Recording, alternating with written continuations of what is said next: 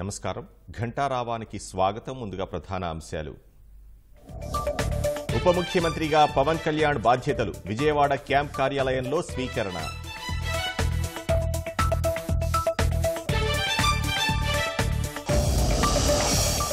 హోంమంత్రిగా బాధ్యతలు స్వీకరించిన అనిత. సచివాలయంలో వేద పండితుల ఆశీర్వచనం.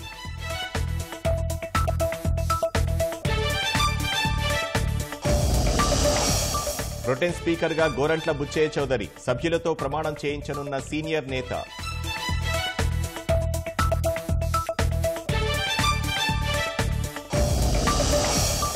హజ్ యాత్రలో ఎండల తీవ్రతతో దాదాపు 550 మంది మృతి.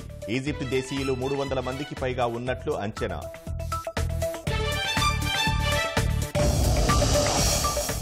పరిమిత ఓవర్ల క్రికెట్లో న్యూజిలాండ్ కెప్టెన్సీకి కేన్ గుడ్ బై. టీ20 వరల్డ్ కప్లో జట్టు ఘోర ప్రదర్శనతో నిర్ణయం.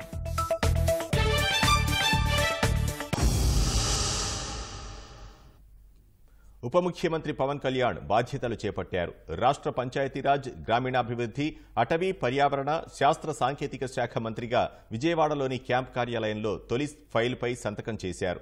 క్యాంప్ కార్యాలయంలోని ఛాంబర్లో పవన్ కళ్యాణ్ మొదట ప్రత్యేక పూజలు నిర్వహించారు. అనంతరం కుర్చీలో ఆసీనులైన పవన్ కళ్యాణ్ అధికారులు తెచ్చిన దస్త్రాలను పరిశీలించారు. వాటిపై మంత్రిగా తొలి సంతకం చేశారు.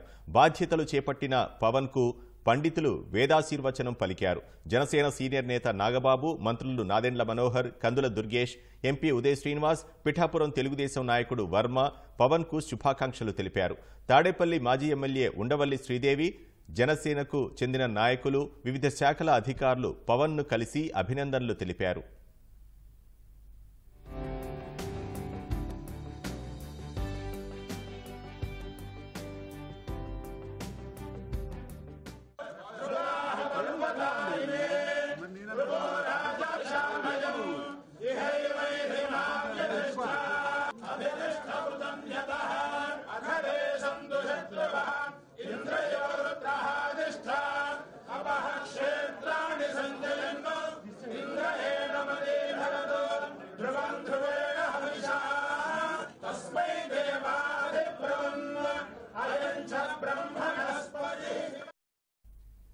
రాష్ట్ర హోంమంత్రిగా వంగలపూడి అనిత సచివాలయంలో బాధ్యతలు స్వీకరించారు. సచివాలయం బ్లాక్ 2లో పూజలు నిర్వహించి అనిత బాధ్యతలు తీసుకున్నారు. హోంమంత్రి బాధ్యత స్వీకరణ కార్యక్రమానికి పోలీసు ఉన్నతాధికారులు హాజరయ్యారు.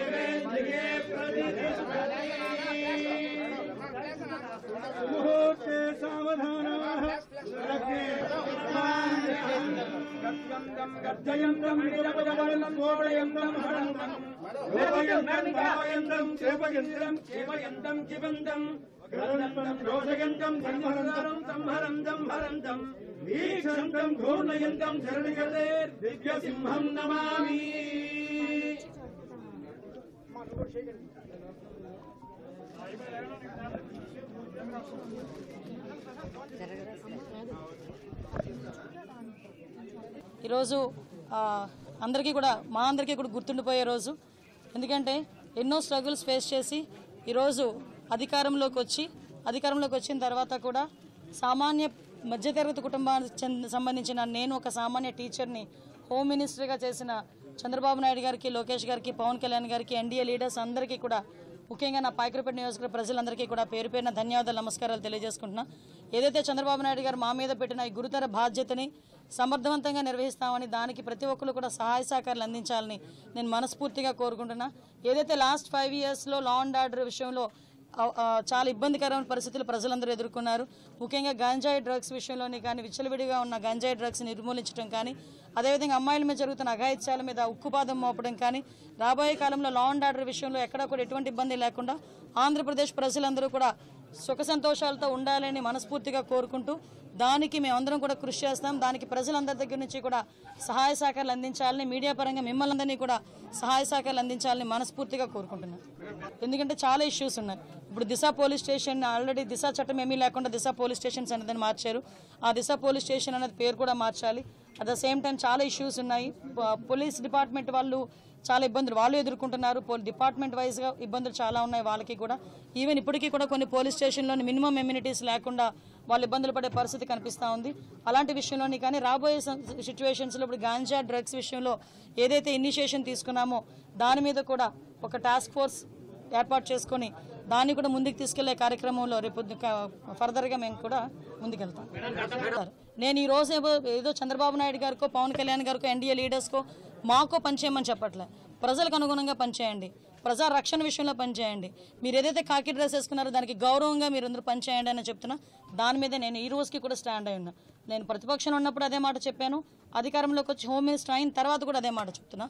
దీనిలో ఎక్కడ కూడా డీవియేషన్ లేదు. సోషల్ మీడియా దాని మీద చాలా కేసులు పెడితేనే కూడా కోర్టు మీద కామెంట్ చేసిన కూడా పరిస్థితులు అట్లే ఉంది. దాని మీద స్పెషల్గా మీరు ఏమైనా దృష్టి పెడతారు? కంపల్సరీగా అండి. ఎందుకంటే ఇప్పుడు సోషల్ మీడియాలో మాట్లాడేది ఎలా ఉందంటే ఏదో వాక్ స్వతంత్రం ఉంది కదా అని నోటుకొచ్చినట్టు ఎక్కడ పడితే అక్కడ చాలా వల్గర్గా మాట్లాడడం, అది కూడా కొంత అవతల వాళ్ళ మనోభావాలు దెబ్బతీసేటట్టుగా మాట్లాడడం, ఇవన్నీ కూడా చూస్తున్నాం. మీరు అబ్జర్వ్ చేసే ఉన్నారు. లాస్ట్ టైము ఉన్న గవర్నమెంట్లో ఇంట్లో ఆడవాళ్ళని కూడా బయటకు తీసుకొచ్చి మాట్లాడిన సందర్భాలు కూడా ఉన్నాయి.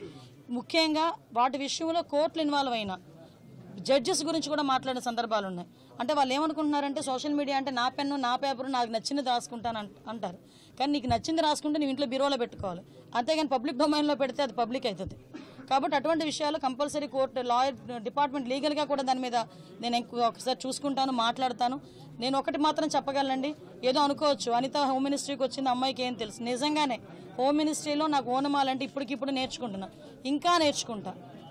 యాజ్ పర్ లానే వెళ్తాం, ఎక్కడ కూడా డీవియేషన్ అనేది ఉండదు. ఎవరైతే తప్పు చేశారో తప్పు చేసిన వాళ్ళకి ఎట్టి పరిస్థితుల్లోనే శిక్ష మాత్రం పడుద్ది.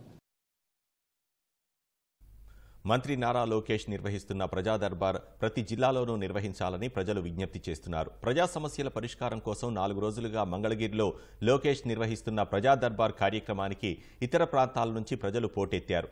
అందరి సమస్యల్ని లోకేష్ ఓపిక్గా విని వారి నుంచి వినతులు తీసుకున్నారు. విశాఖలో ఎగ్జిబిషన్ గడువు రెన్యువల్ కోసం అధికారులను గడువు కోరినా ఫలితం దక్కలేదని అభ్యుదయ గ్రామీణ డ్వాక్రా రాష్ట్ర కమిటీ అధ్యక్షురాలు కోట దేవకీదేవి ఆవేదన వ్యక్తం చేశారు. లోకేష్ ని కలిస్తే గంటలో సమస్య తీరిపోయిందంటూ కన్నీటి పర్యంతమయ్యారు. పారామెడికల్, ఆర్ఎంపీ, కేజీబీవీ సంఘాల సమస్యలు స్వీకరించి వాటిని పరిష్కరిస్తానని లోకేష్ హామీ ఇచ్చారు.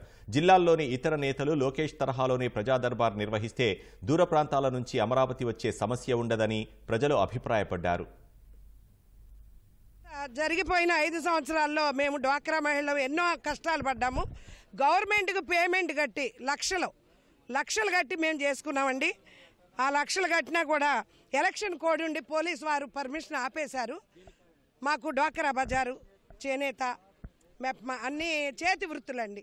అయితే మేము కలెక్టర్ గారిని, మల్లికార్జున గారిని, సెక్రటరీ గారు కీర్తి గారిని కలవటానికి వారం రోజులు బట్టి కూడు నీళ్ళు లేకుండా 60 సంవత్సరాలు దాటిన మనిషిని నేను, అందరూ బాధపడతారని చెప్పి వాళ్ళ దగ్గరికి వెళ్ళి అయ్యా ఎక్స్టెన్షన్ ఇవ్వండి, డబ్బు కట్టాలంటే మళ్ళీ కడతాం, ఇప్పటికి 20 లక్షలు కట్టాం, 30 రోజులే నడుపుకున్నాం, ఇంక 20 రోజులు మేము నడుపుకోవాలా పోలీస్ పర్మిషన్ లేక అని అడిగామండి. లోనకి రావద్దన్నారు సెక్రటరీ. కలెక్టర్ గారు 7 రోజులు బట్టి నాకు కలవటానికి కూడా పర్మిషన్ ఇవ్వలేదు. కాబట్టి ఇవాళ ఏ దారి లేక మా లోకేష్ బాబు గారి దగ్గరికి వస్తే వెంటనే స్పందించి బిడ్డ వెంటనే గంటలో న్యాయం చేస్తా అన్నాడండి. 200 మంది కుటుంబాలు అక్కడ రోడ్డును పడిపోయి అన్నం లేకుండా ఉన్నామండి. విశ్వప్రియ ఫంక్షన్ హాల్ అండి, కరెంటు తీసేశారు, నీళ్ళు లేవు, ఏ గేట్లు వేసేయమని చెప్పేసింది. గేట్లు ఎట్లా వేస్తారు మీరు అని చెప్పి నేను రాత్రి బయలుదేరిపోయి ఇక్కడ పొద్దున్నే సార్ని కలవనిచ్చారు. అయ్యా లేటుగా వచ్చినా కూడా కలిసి వెంటనే స్పందించారు. నిన్న కూడా 2 లక్షలు కట్టాను అయ్యా, జిఎస్టీ కట్టాలంటే 20 లక్షలు అయ్యా పేదవాళ్ళు. గత 5 సంవత్సరాల్లో ఎన్ని నరక బాధలు పడ్డామో మేము. మాలాంటి వాళ్ళం అందరం ఇంత వయసు వచ్చినా కూడా భర్త బిడ్డ లేకపోయినా కూడా మేము కష్టపడి బతికిన వాళ్ళం. చంద్రబాబు గారు ఆయంలో ఆయన ఎంతో మాకు చేశారు డ్వాక్రా మహిళలకి. 5 సంవత్సరాలు నరక యాతంతో విముక్తి అయింది మొన్న 4వ తారీఖుకి. ఇవాళ మొదలైంది మా మంచి రోజులు మొదలైనవి. లోకేష్ బాబు గారికి మా పెద్ద ఆయనకి ధన్యవాదాలు తెలియపరుస్తున్నానయ్యా. అంతకన్నా ఎక్కువ ఏం చెప్పలేను. ప్రజా దర్బారు అన్ని జిల్లాల్లో పెట్టాలయ్యా లోకేష్ బాబు గారికి తెలియపరుస్తున్నాను. మన చంద్రబాబు నాయుడు గారు కూడా ఇలాంటిది ఎప్పుడు చేసేవారు దర్బారు ప్రజలది. అది కూలగొట్టారు. ఇవాళ వాన వస్తే తడిచిపోయాము. అయినా సరే పాపం లోనకి తీసుకున్నారు అందరినీ. ఇవాళ 500 మందిని కలిచాడు బిడ్డ. మంగళవీరి వాళ్ళు అని కాకుండా అన్ని జిల్లాల వాళ్ళు వచ్చారయ్యా. నిలిచిపోయిన 465 జీవోని పునఃప్రారంభించేలాగా గ్రామీణ వైద్యుల శిక్షణా తరగతులను పునఃప్రారంభించి గ్రామీణ వైద్యుల జీవనోపాధిలో 108, 104 పిహెచ్సిలలో వాళ్ళకు భర్తీ చేసే విధంగా చేయాలని ఈరోజు రిప్రజెంటేషన్ లెటర్ ఇవ్వడమైనది. మంత్రి గారు సానుకూలంగా స్పందించి పరిశీలనలో ఉంది. పూర్తిస్థాయి ప్రభుత్వం ఏర్పడిన తర్వాత అన్ని మంత్రిత్వ శాఖలన్నీ చర్యలు తీసుకునే దాంట్లో చర్చించి మీ శిక్షణా తరగతులు ప్రారంభిస్తామని మాట ఇవ్వడం జరిగినందుకు మా ఆర్ఎంపీ ఎంపీ పట్టణ గ్రామీణ వైద్యుల ఐక్యవేదిక సంక్షేమ సంఘం తరపున కృతజ్ఞతలు తెలియజేస్తున్నాము. 303 మండలాలు ఖాళీగా ఉన్నాయి సార్. ఈరోజు ఏఎస్ఓ పోస్టులు ఖాళీగా ఉన్నాయి. అతి ముఖ్యమైనటువంటి పోస్ట్ అండి ఎంఆర్ఓ ఆఫీసులో అక్కడ. అందువల్ల ఏంటంటే మరి మేము మీ సందర్భంగా మీ తరపున కూడా ఈ సందర్భంగా మీడియా ద్వారా మేము చంద్రబాబు నాయుడు గారికి అలాగే లోకేష్ బాబు గారికి కూడా మేము ప్రత్యేకమైన ధన్యవాదాలు తెలియజేసుకుంటున్నాం సార్. పవన్ కళ్యాణ్ గారు కూడా మొత్తం కూటమి అధిపతులందరికీ కూడా మేము చేసుకున్నాం సార్. భవిష్యత్తులో వీరి ద్వారా ఈ రాష్ట్ర ప్రభుత్వంలో ఏ రకమైనటువంటి నిరుద్యోగ సమస్య కానీ ఎవరికి ఏ రకమైన సమస్యలు లేకుండా వారు చెయ్యాలని చెప్పి ఆ భగవంతుని మేమందరం మనస్ఫూర్తిగా కోరుకుంటున్నాం సార్. ఈ రాష్ట్ర అభివృద్ధి జరుగుతుంది, అభివృద్ధిలో భాగంగా మాకు కూడా మంచి జరుగుతుందనే ఒక సదుద్దేశంతో రావడం జరిగిందండి.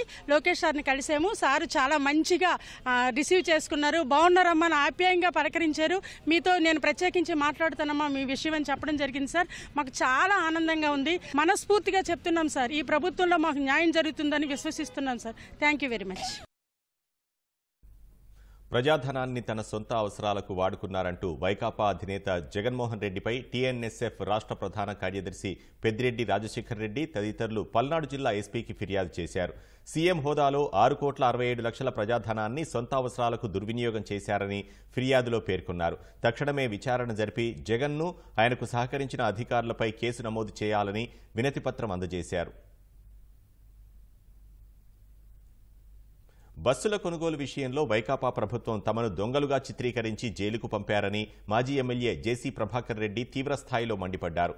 వైకాపా ప్రభుత్వంలో ఐపీఎస్ సీతారామాంజనేయులు, అప్పటి మంత్రి పేర్ని నాని, డీటీసీ శివరాం ప్రసాద్ ఆదేశాలతో వేధించారని ధ్వజమెత్తారు. 10 రోజుల్లో అధికారులు తనకు న్యాయం చేయాలని డిమాండ్ చేశారు.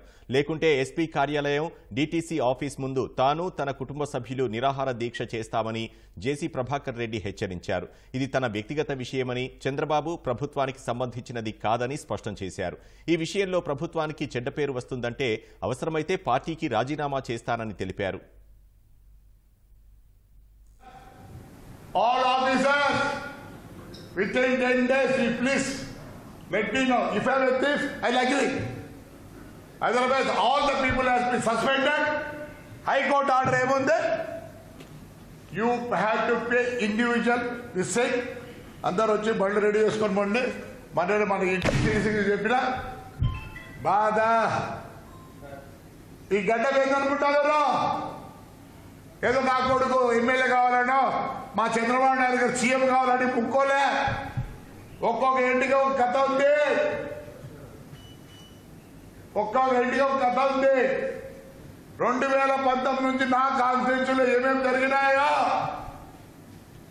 అందరూ నేను చైర్మన్ నుండి బాత్రూమ్ ఆఫీసులో కూర్చోన్నా, స్నానం ఆఫీసులో చేయాలా, పనుకుండేది ఆఫీసులో, మూసేది ఆఫీసులో, అట్లా 4 సార్లు 4 రోజుల లే కమిషనర్లో పోతారా.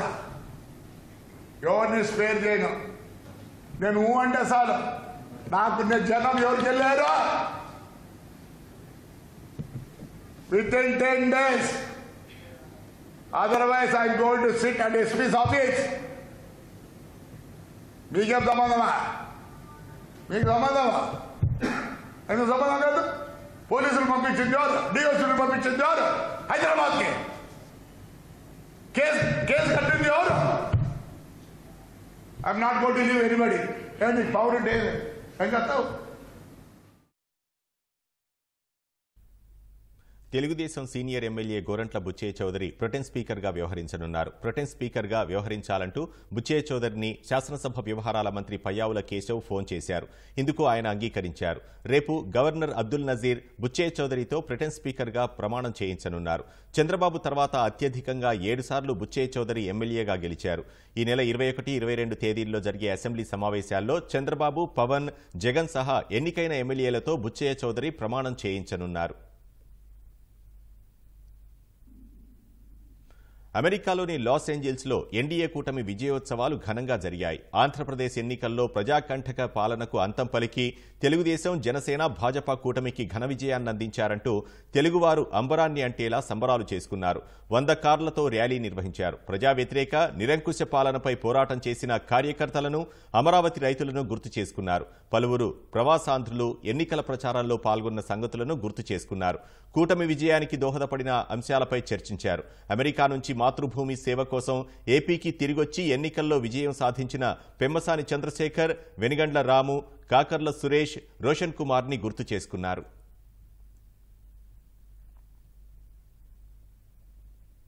వాతావరణంలో భిన్న మార్పుల కారణంగా కోనసీమ జిల్లా వ్యాప్తంగా తేలికపాటి నుంచి ఓ మోస్తరు వర్షాలు కురిశాయి. జిల్లాలో సగటు వర్షపాతం 25.7 మిల్లీమీటర్లు నమోదైనట్లు అధికారులు తెలిపారు. వర్షానికి అమలాపురంలోని పలు కాలనీల్లో రహదారులపై వర్షపు నీరు నిలిచిపోయింది. గత ప్రభుత్వ నిర్లక్ష్యం కారణంగా దెబ్బతిన్న రహదారుల్లో వర్షపు నీరు చేరడంతో అటుగా ప్రయాణించే వాహనదారులు తీవ్ర ఇబ్బందులు పడ్డారు.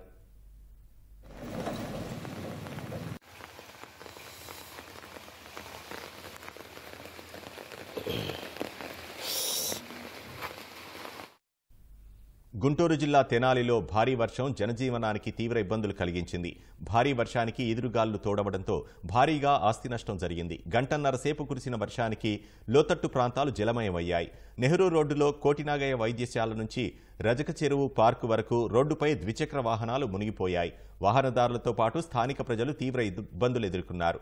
ఈదురుగాలులకు తెనాలి విజయవాడ రోడ్డులో నందివెలుగు వద్ద చెట్లు విరిగి రోడ్డుపై పడ్డాయి. దీంతో వాహనాల రాకపోకలకు తీవ్ర అంతరాయం ఏర్పడింది.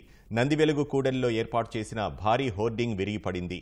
నందివెలుగు నుంచి గుంటూరు మార్గంలో ఎరుకలపూడి అడ్డరోడ్డు వద్ద విద్యుత్ లైన్లు తెగి రోడ్డుపై పడ్డాయి. వాహనాల రాకపోకలు నిలిచిపోయాయి. రోడ్లు, భవనాల శాఖ కార్యాలయం, పోస్టాఫీస్ ప్రాంగణాల్లోకి వర్షపు నీరు వచ్చి చేరింది.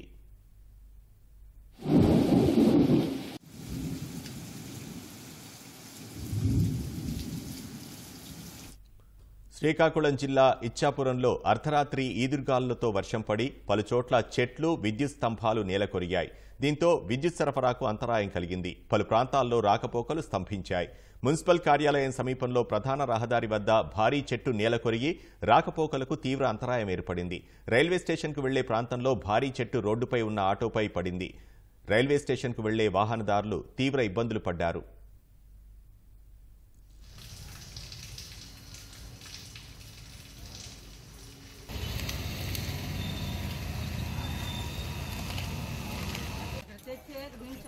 వైఎస్ఆర్ జిల్లాలో 2 రోజుల నుంచి విస్తారంగా వర్షాలు కురుస్తున్నాయి. భారీ వర్షం ధాటికి కడప నగరంలోని రోడ్లన్నీ చెరువులను తలపిస్తున్నాయి. నగరంలో మురికి కాలువల నిర్మాణం జరుగుతున్నందున వర్షం నీరు ఎటు వెళ్లాలి లేని పరిస్థితుల్లో మోకాళ్ల లోతు వరకు నిల్వ ఉంది. ఆర్టీసీ బస్టాండ్ రోడ్డు, జిల్లా court road, railway station road, Bharat Nagar, Bhagyanagar colony, Apsara కూడలి ప్రాంతాలన్నీ వర్షం నీటితో నిండిపోయాయి. వాహనదారులు, పాదచారులు తీవ్ర ఇబ్బందులు పడ్డారు. బస్టాండ్ ప్రాంగణంలోకి వర్షపు నీరు చేరింది. ప్రొద్దుటూరు, రాజుపాలెం, మైదుకూరు, బద్వేల్ ప్రాంతాల్లోనూ భారీ వర్షాలు పడ్డాయి. లోతట్టు ప్రాంతాల్లోకి వర్షపు నీరు చేరడంతో ప్రజలు తీవ్ర ఇబ్బందులు ఎదుర్కొంటున్నారు.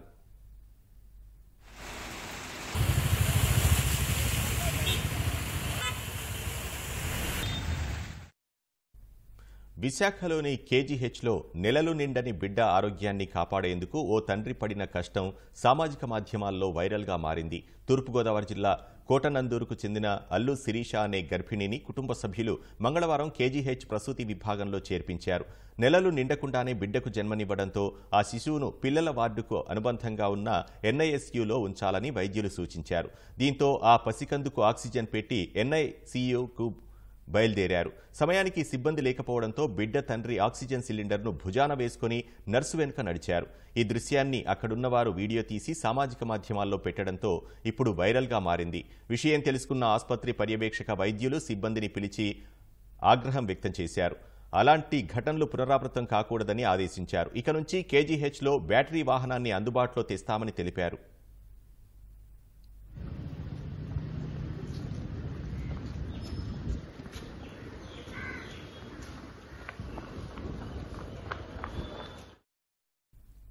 రాష్ట్ర ప్రభుత్వ ఉద్యోగులను వైకాపా ప్రభుత్వం నిట్టనిలువునా మోసం చేసింది. వైకాపా జమానాలో వేసిన 12వ వేతన సవరణ సంఘం కథ అసలు పని ప్రారంభించకుండానే ముగిసింది. ఏడాది పాటు సిబ్బందిని కేటాయించకపోవడంతో 12వ పీఆర్సీ కమిషనర్గా నియమితులైన విశ్రాంత ఐఏఎస్ మన్మోహన్ సింగ్ సిఫార్సులేవీ చేయలేకపోతున్నట్లుగా చెప్పి రాజీనామా చేశారు.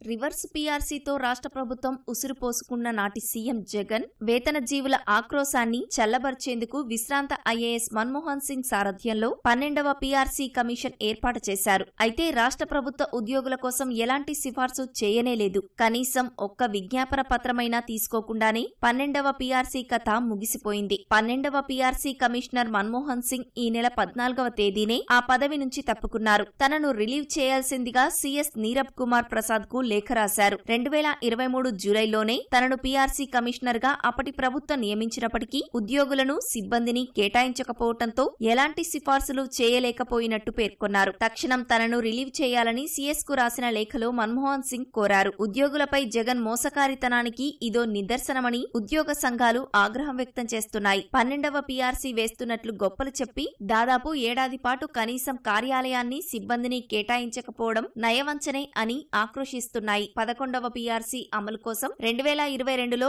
ఉద్యోగ వర్గాలన్నీ ఆందోళనకు దిగాయి. అప్పుడు 23% ఫిట్మెంట్ తో రివర్స్ పీఆర్సీ ఇచ్చి జగన్ సర్కార్ మోసగించింది. అందుకే ఉద్యోగులు ఇటీవలి ఎన్నికల్లో జగన్ పార్టీకి బుద్ధి చెప్పారని గుర్తు చేసుకున్నారు. కొండలు కొల్లగొట్టారు, పోలవరం కాలువ కట్టలు కరిగించేశారు, అటవీ అసైన్డ్ భూముల్ని గుల్ల చేశారు, ఆఖరికి చెరువులను ఛిద్రం చేశారు. అదేమని అడిగితే జగనన్న కాలనీ కోసమని ముసుగు తొడిగారు. రోడ్ల నిర్మాణం కోసమంటూ నమ్మించే ప్రయత్నం చేశారు.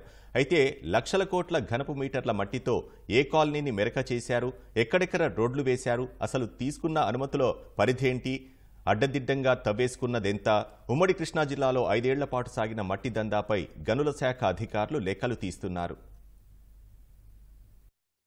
ఉమ్మడి కృష్ణా జిల్లాలో మట్టి తవ్వకాలు, ఆదాయ తీరుతెన్నులపై అధికారులు దస్త్రాలు తిరగేస్తున్నారు. గనుల శాఖ లెక్కల ప్రకారం 1 ఎకరంలో 1 మీటరు లోతున తవ్వితే 400 టిప్పర్ల గ్రావెల్ వస్తుంది. విజయవాడ శివారులో 1 టిప్పరు గ్రావెల్ 8,000 రూపాయలకు విక్రయిస్తున్నారు. ఆ లెక్కన ఎకరం మట్టి తవ్వితే 32 లక్షల వరకు ఆదాయం వస్తుంది. టిప్పర్ల బాడుగా ఇతర ఖర్చులు సగానికి సగం తీసినా 16 లక్షల రూపాయల మేర మిగులుతుంది. అనుమతులు తీసుకుని తవ్వితే ఘనపు మీటర్కు 109 రూపాయల చొప్పున గనుల శాఖకు చెల్లించాలి.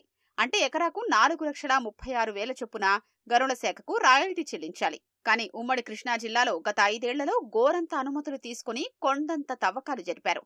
100 ఎకరాల్లో గ్రావెల్ తవ్వేసుకెళ్లి 100 కోట్లలో ప్రభుత్వానికి రాయల్టీ ఎగరేశారు. జగనన్న కాలనీల పేరుతో అసలు రాయల్టీయే లేకుండా తవ్వుకెళ్లారు. ఎక్కువగా విజయవాడ పరిసరాల్లో తవ్వకాలు జరిగాయి. గన్నవరం పరిధిలో ఏ కొండ చూసినా మట్టి తవ్విన ఆనవాళ్లే. విజయవాడ గ్రామీణం, గన్నవరం, బాపులపాడు మండలాల్లో ప్రభుత్వ బంజరులు, అటవీ, రెవెన్యూ భూమి, చెరువులతో పాటు పోలవరం కుడికాలువ వెంట కూడా మట్టి తవ్వుకెళ్లారు.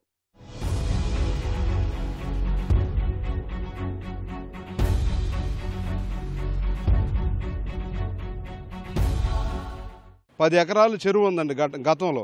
ఆ చెరువు కూడా దొమ్మారు. కలెక్టర్ గారు ఆ ఏరియాకి వచ్చి అమ్మో ఏంటి ఇంతలో దొమ్మారు, దీని మీద ఇమీడియట్గాని ఒక లెటరు కమిషనర్ గారికి ఇచ్చారు, వీళ్ళ మీద చర్యలు తీసుకోమని. రెవెన్యూ అధికారులు కానీ మైనింగ్ అధికారులు కానీ ఒక్క అధికారి రాలేదు. అసలు ఇది 2,000 కోట్ల రూపాయల అక్రమ మైనింగ్ జరిగింది. ఒక కొత్తూరు, తాడేపల్లి, వెలగలేరు, వేమవరం ఈ 4 రెవెన్యూలోనే 2,000 కోట్ల రూపాయల అక్రమ మైనింగ్ జరిగింది. 120 ఎకరాల్లో తవ్వారని ఎన్జిటి ఆదేశాలు ఇచ్చారండి. ఆ 120 ఎకరాలు కాక ఇంకా 300-400 ఎకరాలు తవ్వారు. ఆ తవ్వినవి కూడా మొత్తం సర్వే చేయించి ఒక ఆడిట్ లాగా చేయించి ఎంత ఎవరు తవ్వారు అని దీని మీద రాయల్టీ కనుక మనం కట్టగలిగితే భయం వేసిద్ది. లేదంటే ఇంకెవడో భయం వేసిద్దండి. ఒక 20 లారీలు 4 మిషన్లు ఉన్నాయి. రేత్రి వెళ్తున్నాడు, పోలవరం కట్ట తోమేస్తున్నాడు, వచ్చేస్తున్నాడు. నన్నేవాడు పట్టుకుంటాడు, నేను తోమే నన్ను ఆధారాలు ఏమండి అంటాడు. 2019లో వైకాపా గద్దెనెక్కాక గన్నవరంలో 50,000 క్యూబిక్ మీటర్ల మేర 20 వరకు గ్రావెల్ తవ్వకాలకు లీజులు మంజూరు చేశారు. అయితే 6 నెలల్లోనే పరిమితి మేర తవ్వకాలు పూర్తి చేశారు. ఆ తర్వాత కొత్తగా అనుమతులు ఇవ్వలేదు. కానీ గొల్లనపల్లిలో 20 ఎకరాల ప్రభుత్వ బంజరు భూమిలో గ్రావెల్ తవ్వుతున్నారు. కొండపావులూరు, రంగన్నగూడెం, మల్లవల్లి, పాతపాడులో 10 ఎకరాల్లో, బిక్కవరం, నక్కలతిప్పలో 5 ఎకరాల చొప్పున తవ్వేశారు. తెంపల్లి, గొల్లనపల్లి, బల్లిపర్రు, రంగన్నగూడెం, గోపవరపుగూడెం, పాతపాడు, అంబాపురం, అప్పారావుపేట పరిధిలో పోలవరం కట్టల్ని ఇరువైపులా దాదాపు 100 మీటర్ల చొప్పున రీచ్లు ఏర్పాటు చేసుకుని గండి కొట్టినట్లు తవ్వారు. వీటికేవీ లెక్కల్లేవు. పోలవరం ప్రాజెక్టు అధికారులేమో తాము అనుమతులే ఇవ్వలేదని స్పష్టం చేస్తున్నారు. కొత్తూరు, తాడేపల్లిలో గ్రావెల్ తవ్వకాలపై ఎన్జీటీ ఆదేశాల మేరకు కమిటీ పర్యటనకు వెళితే గతంలో మట్టి మాఫియా అడ్డుకున్నారు. వీటన్నింటి వెనుక నాటి వైకాపా మంత్రులు, ప్రజా ప్రతినిధులు ఉన్నారు. గత 5 సంవత్సరాల్లో వైసీపీ ప్రభుత్వం మంత్రులు కానివ్వండి, ఎమ్మెల్యేలు కానివ్వండి, ప్రజానాయకులు అందరూ కూడా ఆఫీసర్లతో కుమ్మక్కయ్యి దాదాపుగా 5,000 కోట్ల రూపాయల అక్రమ మైనింగ్ చేయడం జరిగింది.